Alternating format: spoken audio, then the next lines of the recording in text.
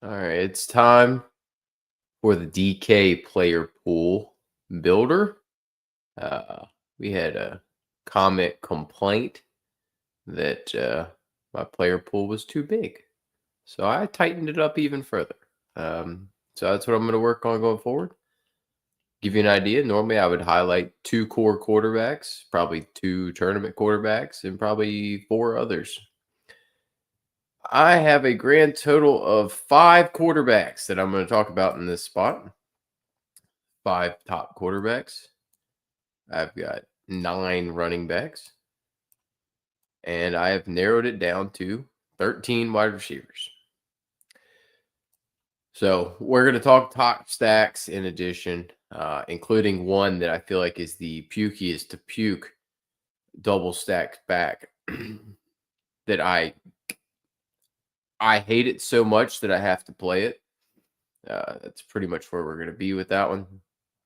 So I narrowed everything down in this spot, and I'm not. And then we'll talk that. We'll talk each position by position. We'll swing back through. We'll talk individual teams that we're looking to get exposure to. The pool itself is guys that you want to play individually, irregardless of whether you stack them or not. And then so they're basically the ancillary pieces that go with your stack. So I'm going to have my stacks.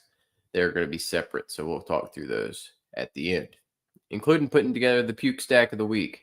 Actually, it's going to be the puke lineup of the week, to be honest with you. So quarterback, starting it out, core plays. I'll be honest, I don't think quarterback's very good this week. Mainly because of a number of reasons. But top quarterback play, the only core quarterback play this week. He's in a league of his own as far as I'm concerned in this spot. It's Marcel Reed at 8,400 taking on South Carolina. I saw the price originally, thought I liked it. As we've gone through, I like it even more. He's got one of my favorite stack partners. You can double stack him. You can single stack him. I'm going to play him in a few different ways. I'm not a Marcel Reed fan. I've been very wide open about that. I don't think he's a particularly good quarterback long term, but his rushing ability is good. South Carolina's defense is bad. Okay. And he can throw the football well enough to get me, as long as he throws for 202 and then somehow can get me like a 55-1. I think mid 20s to 30 is the expectation, but obviously the upsides to get up to the 35-40 range. I would not expect a 40-point burger here, but I would say something in the mid 20s I'd be happy about. There's nothing wrong with that, with 3x right there out the gate, and projection has him right about 26. So I think that's pretty fair. Top GPP option, and this kind of feels like cheating because I had to narrow the pool. So now you get a whole bunch of higher end plays because they're the actual good ones. I think Taylor Green is the optimal GPP play. I don't think he comes in with very much ownership because he's taking on an LSU defense that everybody respects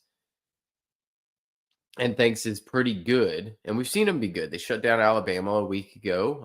Outside of the game against Marcel Reed, where he dropped 40 on them, they've been fairly good. Now, Pavia beat him up too.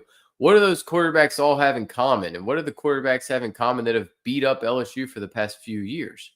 Extremely mobile quarterbacks. So give me Taylor Green and his mobility to rack up 60 to 80 yards on the ground with rushing upside. LSU particularly good against the actual run of the running backs position. So Mike Washington, not interested. But I think everybody plays Reed or one other guy we're going to talk about in a second, which leaves Taylor Green at a far less ownership standpoint. And there's a legitimate shot that he drops a 30 or 40 burger in here, which, I mean, he's had as much upside as anybody in the country. this season with a 44, 47, 39, 44. He's had more ceiling games than almost anybody. So there's a legitimate shot that he runs for 100 and throws for 300 in this spot. Very Trinidad Chambliss-esque. I think Taylor Green is still a great play here against LSU and a fabulous pivot off of these higher end quarterbacks. The last higher end quarterback I'm interested in is going to be Brendan Sorsby. Sorsby has the rushing ability. A lot of these upper end quarterbacks at this point don't have the rushing upside. Sorsby has rushing ceiling. His floor of passing wise is not particularly great. I still think Arizona is going to struggle a bit going to Cincinnati. That's what makes me nervous. I love what Sorsby's been doing as far as an efficiency standpoint, and they got absolutely killed by Utah. He still hung 19.6. So the floor is fabulous. The ceiling is, I really think 30 points feels like a rough where he should be, 25 to 30. So I wouldn't be shocked if he outscored Green and Reed. I just think Green and Reed probably have a little bit more ceiling to Sorsby, but Sorsby's floor is in there. So I really do want to have some Brendan Sorsby mixed in. I don't think anybody is clear far and away the best option of any of these quarterbacks. I would rank the top three Reed, Sorsby, Green personally, because I think Sorsby's floor is so much better than Taylor Green's, but Green does have more ceiling. I think Reed has the better ceiling and floor combination to Sorsby and Green, though. All right, last two guys in the pool. Like I said, going very tight pool because of people wanted to say I was putting out too many players and they can't play all. What contest can you play all? They got 150 max entry, people. You got to have exposure. Like, you got to mix and match. I want to play Mason Heinschel. I'm just going to talk about this for a second. I'm not going to because I don't trust Narduzzi at this point. And after what he said and after his comments, I might take a shot here or there, but I'm not going to put him in my pool for the simple fact that after Narduzzi said, well, I don't care if we get beat 103 to nothing. Okay, I'm out. Like, just no, I'm not even going to take the chance. Just give me Marcel Reed for 100 less. I'll just take that. I know Marcel Reed's at least going to try to play. So last two guys I'm going to put in here, which there's more guys that I would play in GPP options and stacks and things like that, but they have to be played stacked, yada, yada. We're talking just guys that I'm willing to play by themselves. Noah Fifita spreads the ball around so much that I'm willing to play him. And I don't think you have to play him stacked. I would want to, but he's shown a little bit of a more propensity, what a word, to run here at this season than he has in years past. So he has a little bit of a rushing upside. But I think he could throw the football pretty well here. And Cincinnati's one of the worst pass defenses in the country.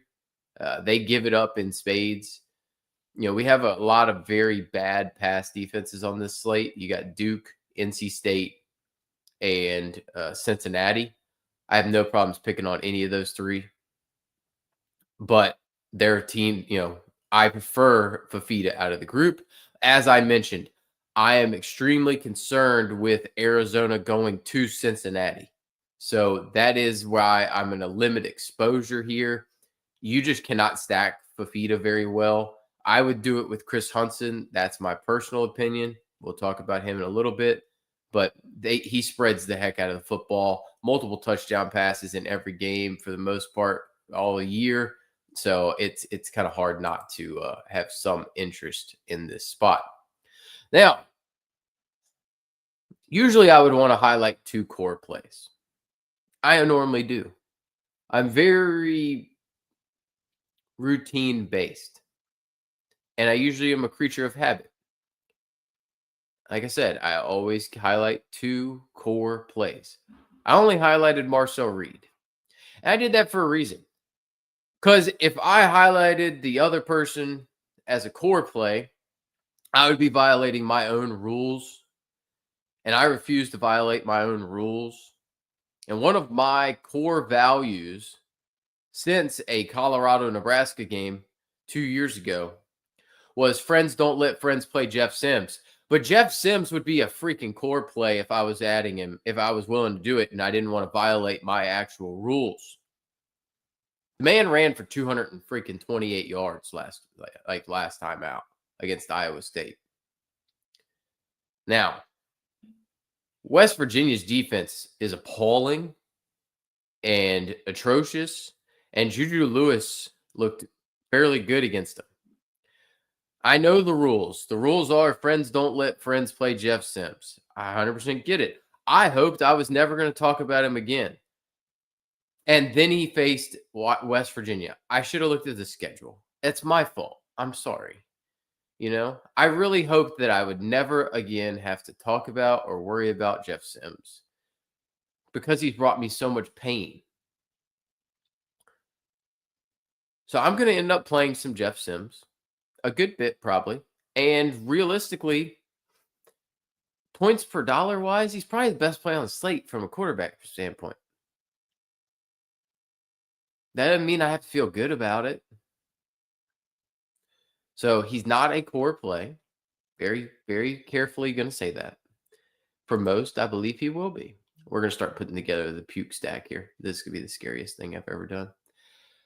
So I will have some exposure. I can't believe I'm putting my hard-earned USD on Jeff Sims in some places, but I will be. So yeah, I don't know what else there is to say. His rush ability is too good.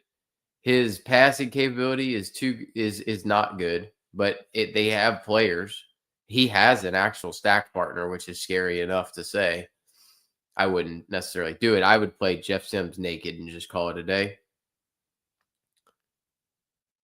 So, man, if that was not, if the name on the back of his jersey was anything but Jeff Sims or Cam Fancher, this would be a core play.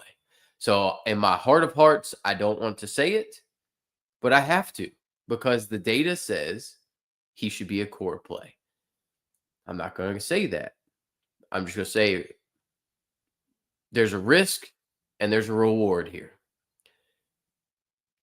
I will take a very little bit of this risk because I know it can go wrong in a number of ways.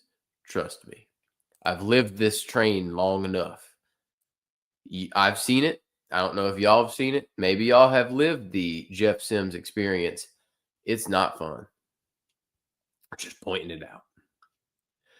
All right. So there's going to be a notable omission from the running back position. Will I have some exposure? Possibly. But the fact of the matter is Pittsburgh's run defense is top 5 in the country.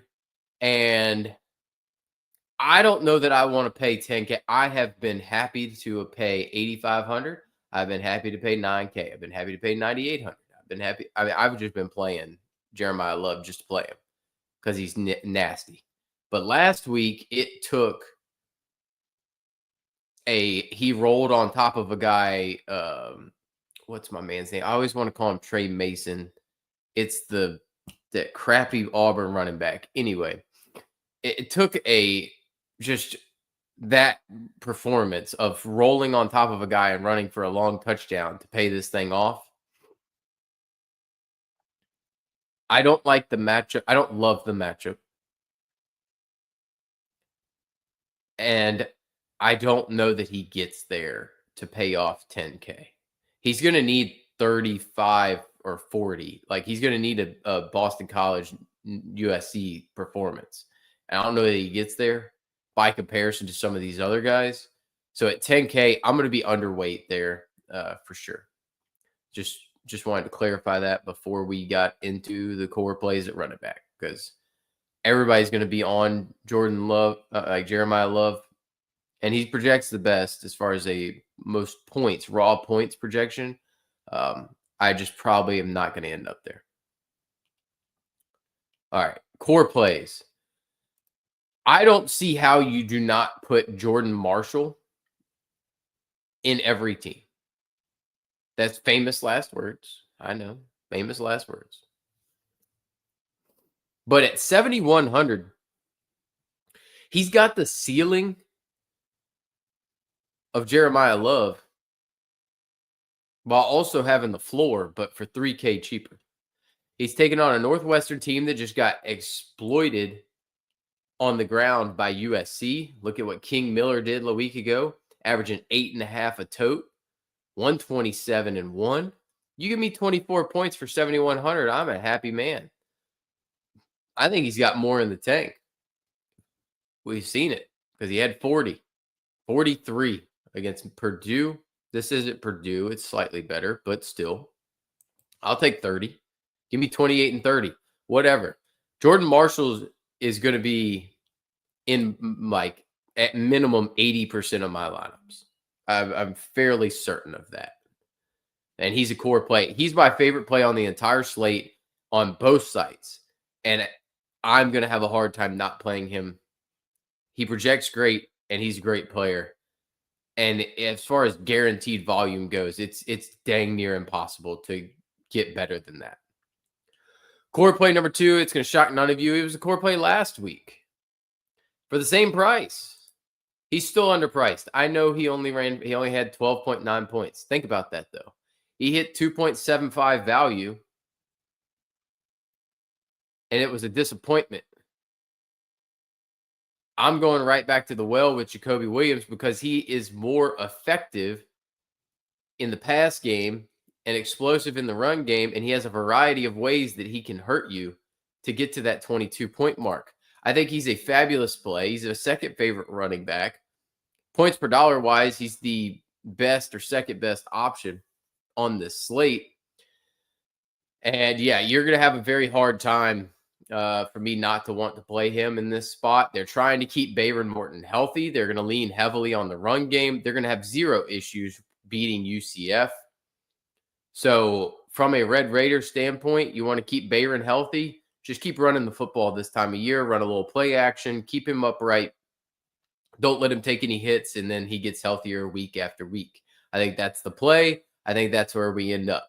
So no doubt about it. I love Jacoby Williams in this spot. All right. Top tournament play. He's down here too. I don't think you should buy into it. And I certainly don't think he's safe. Maybe he ends up being more popular than I expect.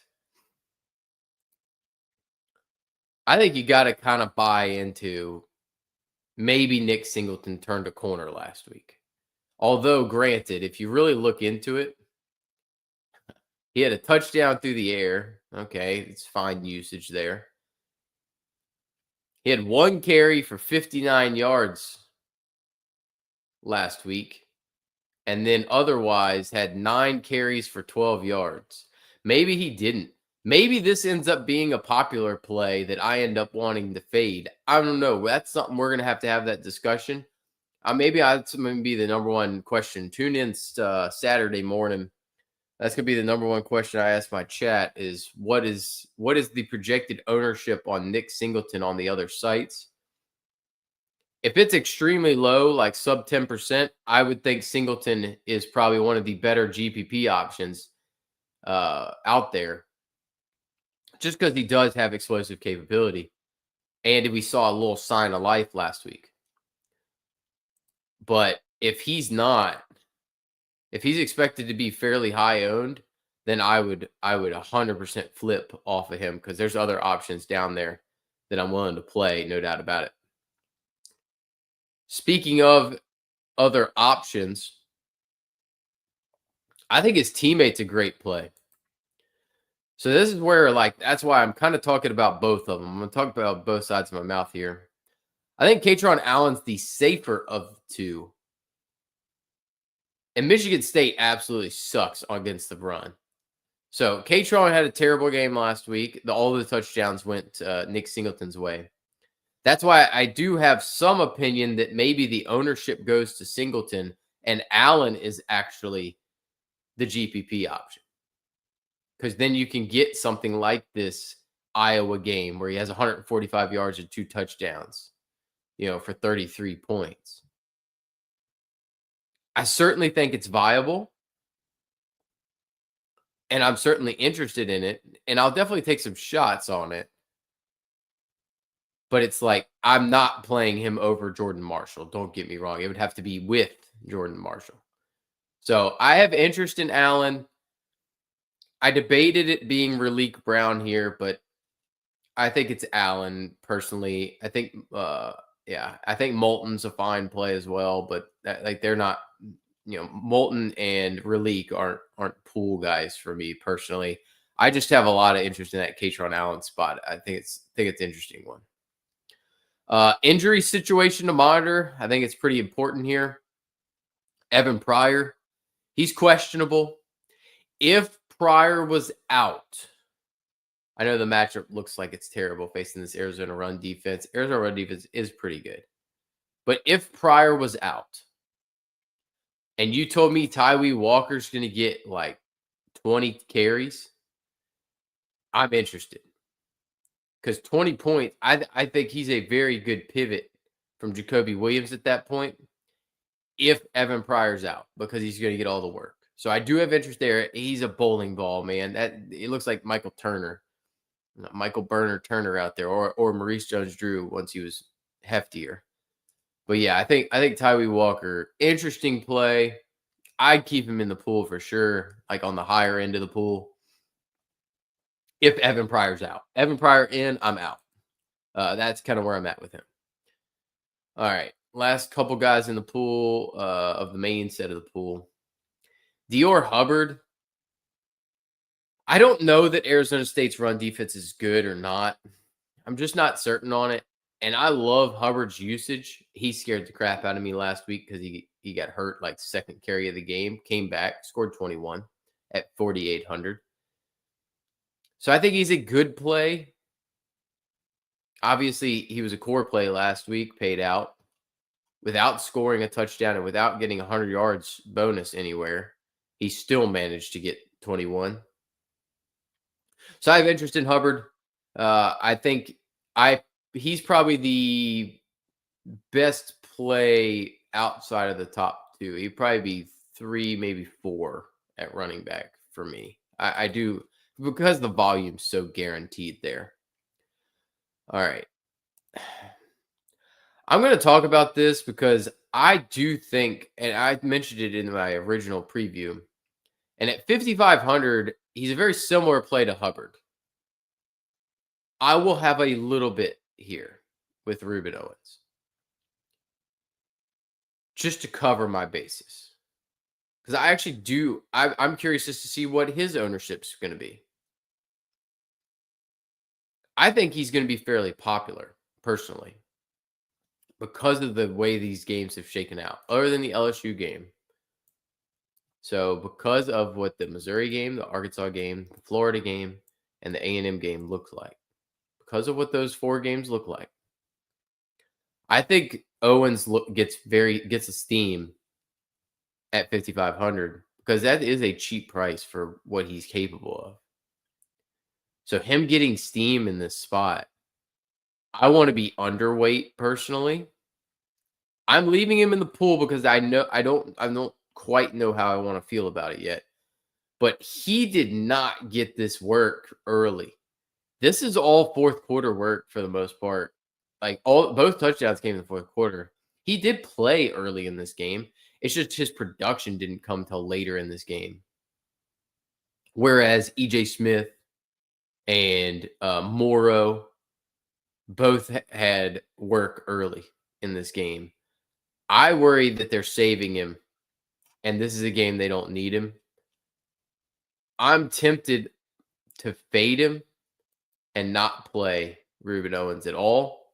I was tempted to take him out of the pool, but I also want to talk about it because I think it is an important spot to make a distinction. Because, I mean, I'm coming in here saying I'm not going to play Ruben Owens and I'm not going to play Jeremiah Love, which seems insane, but makes a ton of sense to me. So I think I'm out. I think I'm going to end up being out on Owens for the most part. I'm going to have a share or two just to cover myself, but I think I'm going to take a stand on Owens and Jeremiah Love this week and just be out on both. It seems harsh, but we'll see. All right, punt plays. Yes, I got burned a tad last week on FanDuel mainly playing this. But his pass game usage, you can't argue with. He had twice the amount of touches as Byron Pringle or Gerard Pringle. Where did Byron Pringle come from? There's been a Byron Pringle. Gerard Pringle and Jordan Lyle. So he basically accounted for the same amount of snaps and touches as they did. So he had 50% of the work. I'd rather play Shamar Brown. I don't have any problems playing him against NC State. NC State, not exactly the best defense. I have no issues going here at 4,500. It's a comfortable click for me. I like the floor from the pass catching standpoint. Both times that he has had a majority of the work, you have 5 catches and 4 catches. I really do like the work out of the backfield. Think that you could see this game push a little bit, but I do like this play at 4,500. It's definitely my favorite click below 5K. Not particularly close. It's where I feel most comfortable, and I think people are going to be off of that. The other one, Xavier Robinson, he's explosive, but I don't love the Bama matchup. But 4,400 is a very fair price tag for a guy that scored more than 3x that on 3 straight weeks, 3 straight games running. So he's a good, very viable punt option when you're down here. I don't mind Brown. Robinson projects far better than Brown. Don't get me wrong. It does make me nervy, though. I do think Bama's run defense is pretty stout. So I don't think I would go all in there. Maybe people will be pretty heavily exposed, but that's not exactly where I want to be. All right. Wide receivers. Core play number 1. He's actually the third favorite play of the bunch, but he's still a core play. The other 2 I like more, but we'll get to them. So Mekhi Lemon is impossible for me to fade. Yes, he struggled on the road in Nebraska and on the road at Notre Dame.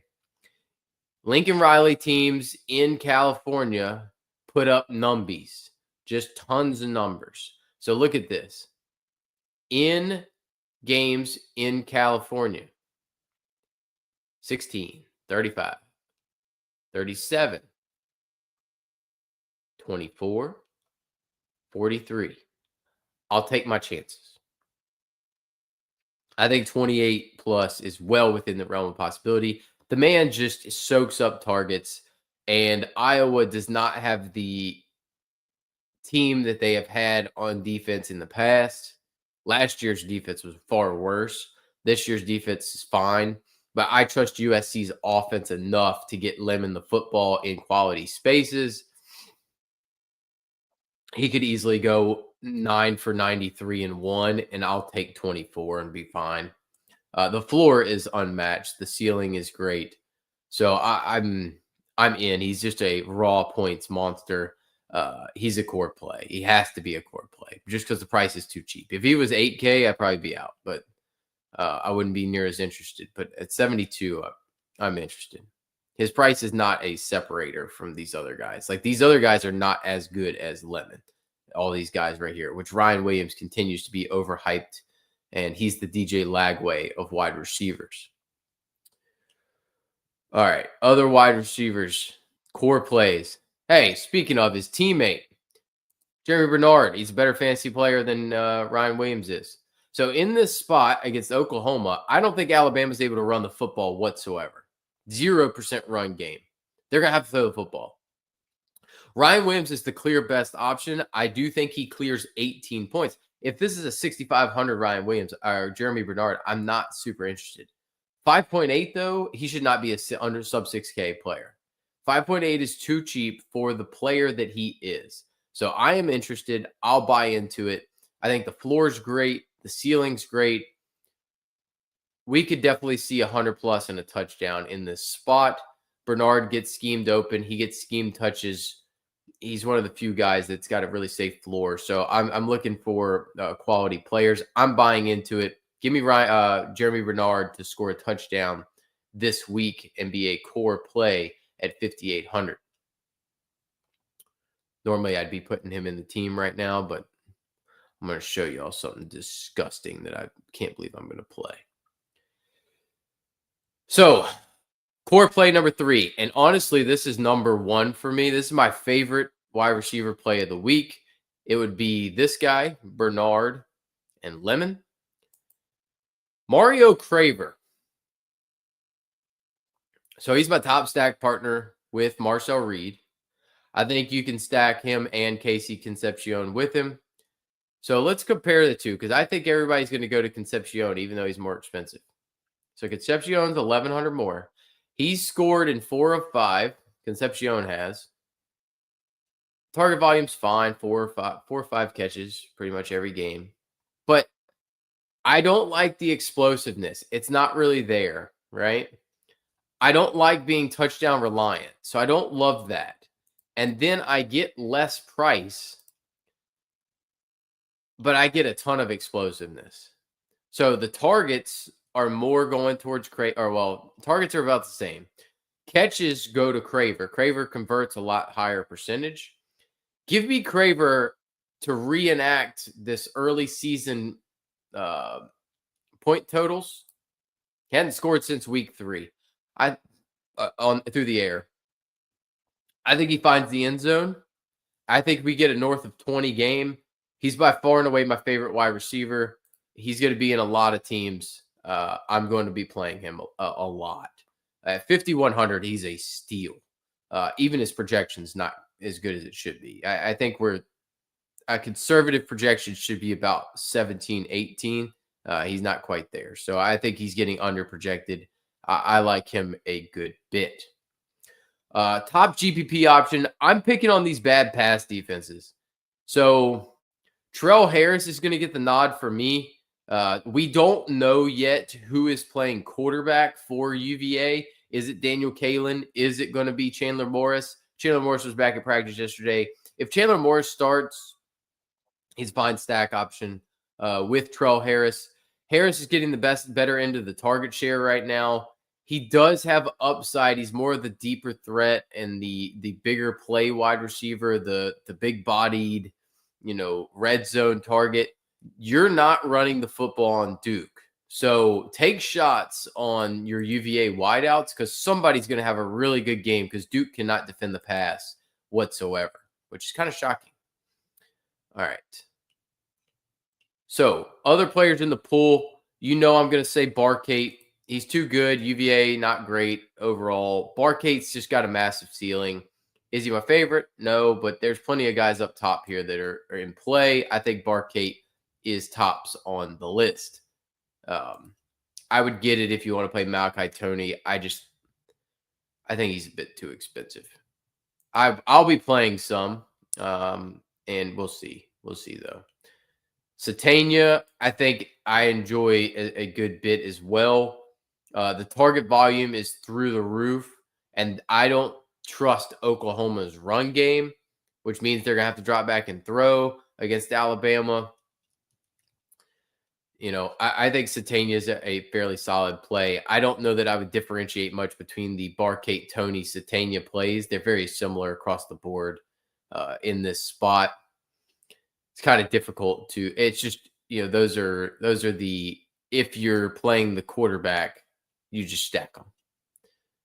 Whereas and they're all fine plays up here. If you have the cash to get to another one, I would get to them. I would rank them Barkate, Satania, Toney probably for me.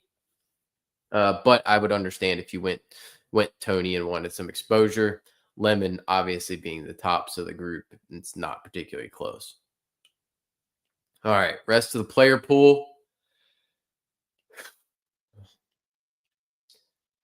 I will tell you, Cyrus Allen has a good matchup, and I trust Cyrus Allen. He's been playing very well. So he hasn't had the volume, but he's been scoring touchdowns. I'm open to playing Cyrus Allen. I think he's a good play with Sorsby specifically. Chris Hudson, very similar spot. He gets the most target volume of the Arizona wide receivers. Chris Hunter is upgraded to probable, which is going to hurt Trey Spivey from being on the field. Spivey's been on the field a ton route percentage wise. So Spivey was a great punt the last couple weeks. I don't think you can go there. I would prefer Fafita with Hudson, and that's it. Hudson's going to be the only guy guaranteed to be on the field all the time. Javin Watley was terrible. I'll play Hudson. That's it. That's the only Arizona wide receiver that I particularly want to stack with Fafita, even though you'd love to be able to get another one. It's just not fiscally responsible to do so. Jordan Faison, much better play than Watley at that same price tag. You get a ton of volume in a good matchup, taking on a Pitt defense that is really worse on the back end. It's kind of a pass funnel defense. They're going to take care of the run game. I do like Faison a good bit. I will get to the double stacks here soon, but I think Notre Dame doubles are well within play, and Faison is a very good option at 4,800. If you're going on the Pitt side, I would prefer Raphael Williams. I don't think I'm going to end up liking much of this Pitt side. I think I'm going to end up out on that. If I was playing a Pitt wide receiver, I'd play Raphael Williams, but I don't know that I'm playing a Pitt wide receiver. All right, punt plays. You could say Will Pauling, but we're not going to. If CJ Daniels is out again, I will play Keelan Marion again. 3.8, I have no problems playing that. No issues there. Like I said, NC State's defense, one of the worst at defending the pass, the worst in the ACC outside of Duke. I think it's second worst in the ACC. So Marion, I'd have interest only if CJ Daniels is out, because I think everybody's going to go to JoJo Trader. I still think Marion's the better player, better play than him. And then let's see, last two here, punt play wise, Malachi Fields. I prefer Faison 1, Fields 2 for me. If I was double stacking, I have no issues going Faison and Fields with Mr. Carr. I think Fields, I'm still saying it. I'm still going to keep saying it. He's the deep threat in this offense. He is going to have a 100-yard, 2-touchdown game eventually. It's going to happen. He keeps getting he's like the anti-Kobe Prentice, right? He keeps getting the work and the volume down the field, but he just keeps not scoring touchdowns. Last week, 4 for 97. You give me almost any of these double-digit weeks at 3,700, I will take it. So he is priced way too low.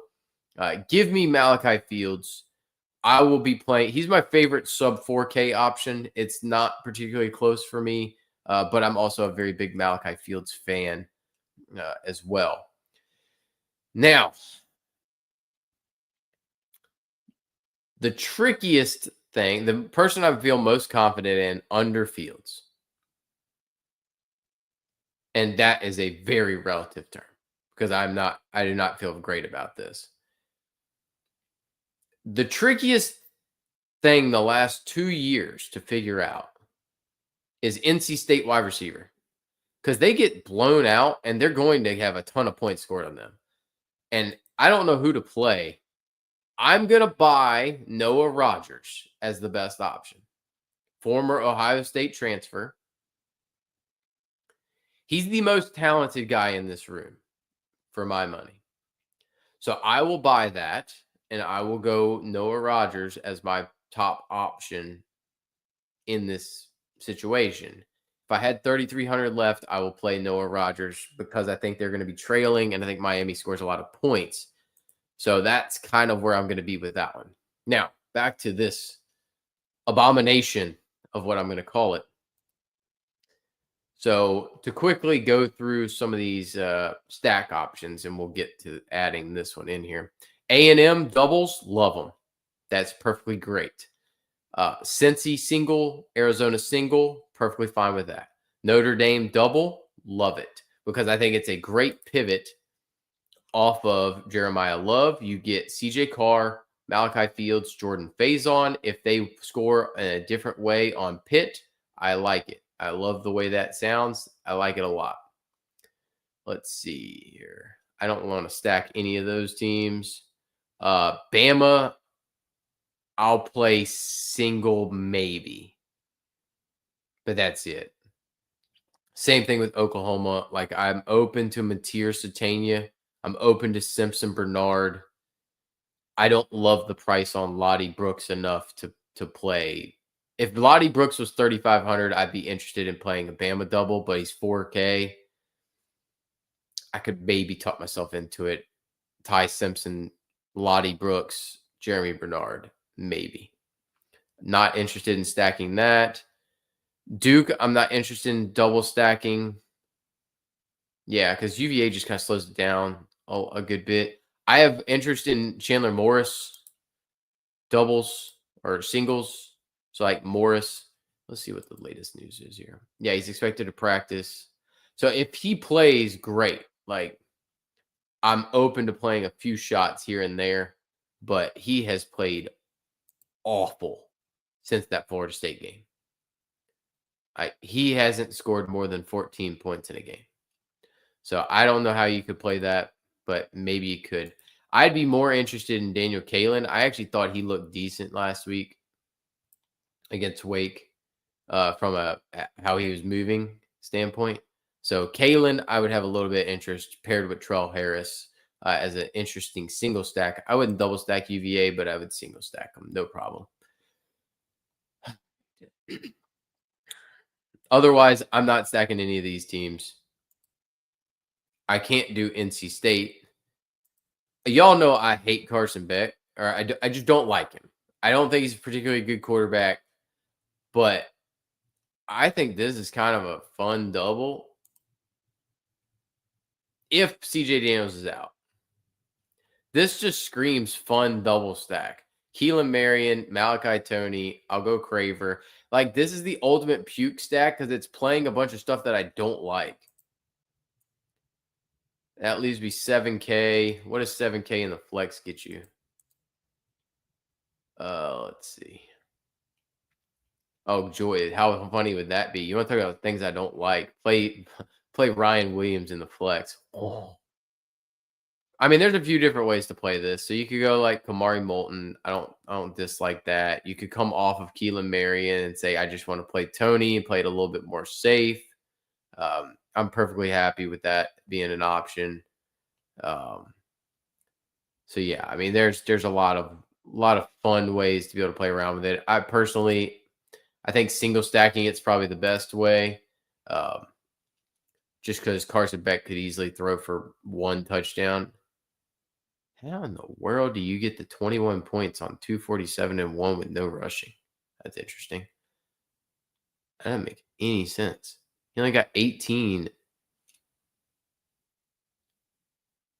All right. Well, anyway. So yeah, so that is my ultimate I can't stand this stack. And it's likely that I end up playing it. Actually, the best way to play it is just go Jeremy Bernard. Now you got 5K in your flex. Bing. Now you've got you could go like Nick Singleton. You could go Faison. I mean, they're all fine options. So yeah, I mean, I'm definitely gonna have that to an extent. I'll be able to have this, or I can switch out him. I can get the full Notre Dame stack very easily, depending on weather, obviously. But like Carr's a fine option with him. With Fields, that's a very easy, cheap stack. You can almost get Jeremiah Love with that. But you can go uber expensive now. So you know what you can actually get is Katron Allen and Mekhi Lemon. So you could do that. Yeah. Or you could go Raleek Brown. I don't particularly want to play Jeff Sims and Raleek Brown, but you could go Katron Allen, Mekhi Lemon. I mean, the floor's through the roof on that. So, yeah, like I said, it's very easy to populate a lot of this stuff. I'm going to play some CJ Carr doubles like this. I'll play it with instead of that. And these two, take them out. This is probably going to end up being something I end up playing is something like this and then I'll just have to pick my favorite 2 plays here. Maybe this is a Raleek Brown team at 7,600. It's going to leave me 6,100 in this spot. So you could go, oh man, that sucks that it's 100 off of Casey Concepcion, because that would be sick to play a double in that spot. Because I don't particularly like these 6K guys. Maybe it's Jeremy Bernard you end up playing with him, or you can do. Technically speaking, you could play freaking Jeremiah Love with him, but that's too much onslaught for me. 8K Nate Shepard, don't hate that. Let's see, Moulton. Oh, I was hoping that was going to get me Moulton and Lemon. That would have been sick. Go Moulton Lemon as a little fancy stack in there. But yeah, you just play Barkeith that spot. So yeah, I mean, you got tons and tons of options. But I do love playing some Mario Craver here. Mario Craver and Reed with Marshall is going to be a very popular build for me, and I'm going to put a lot around that. So I'll be back tomorrow talking FanDuel per the request of the lovely gentleman in the comment section, because rarely do I read comments, but in this case I did. So per his lovely request, you're going to get an extremely small amount of players that I'm going to talk about and highlight as the actual pool. But we're going to do things like this where we talk about other players. So you'll have to pay attention to who else we might be interested in as far as stack partners go. All right. I will talk to you guys tomorrow, same usual time, and we will see how that goes. Best of luck to everybody in the showdown slate tonight. I actually just finished building a team for that one. So Old Dominion probably going to be good in that one, even though I'd prefer they lose to everybody not named Virginia Tech.